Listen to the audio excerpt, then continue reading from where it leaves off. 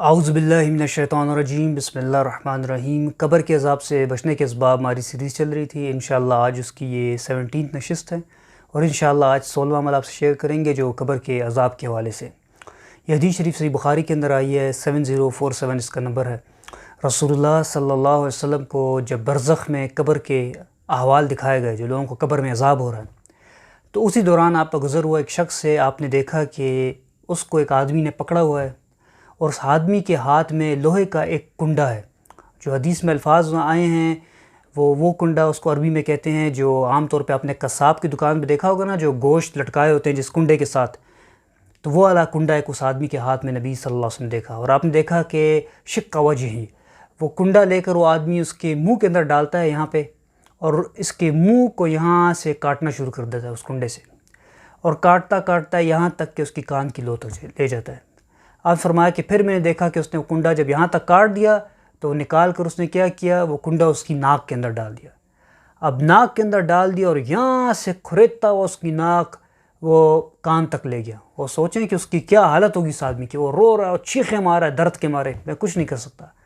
آپ نے فرمایا پھر جب یہاں تک کاٹ دیا تو عینہ، اس کی آنکھ کے اندر وہ کنڈا ڈالا اور کھینچتا ہوا وہ گھسیٹتا ہوا لے گیا اس کنڈے کو اس کی کان تک۔ جب اس نے یہ تینوں اس کے رائٹ سائڈ کے کاٹ لیے تو آپ نے فرمایا کہ ثم يتحول الى جانب الاخر، پھر اب وہ اس کی جو ہے وہ لیفٹ سائڈ پر آیا۔ اسی طرح کیا، اس کے منہ کے اندر کنڈا ڈالا اور وہ گھسیٹتا گھسیٹتا اس کنڈے کو کان کی لو تک لے گیا، پھر ناک کے اندر ڈالا اور پھر وہ لیتے لیتے اس کی جو ہے وہ کان تک لے گیا، اور آخر میں اس کی آنکھ میں ڈالا اور پھر وہ لے گیا آخر لو تک۔ جب وہ یہاں سے فارغ ہوا تو آپ نے فرمایا کہ جو اس کی پہلی سائڈ تھی، رائٹ سائڈ جو وہ کاٹ چکا تھا، وہ اب دوبارہ بن گئی۔ اب پھر اس نے یہی کام شروع کر دیا، اور وہ آدمی شدید تکلیف میں۔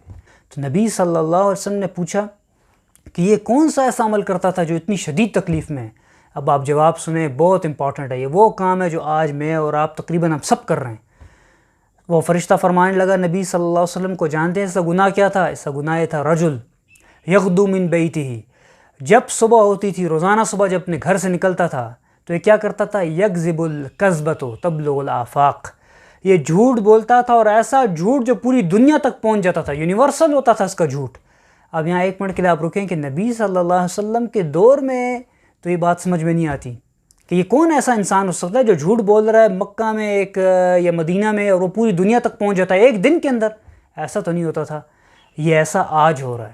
کس طرح ہو رہا ہے؟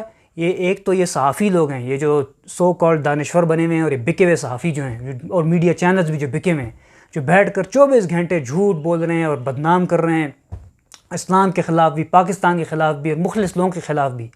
ایک تو یہ لوگ ہیں، اور ایک میرے اور آپ جیسی لوگ ہیں۔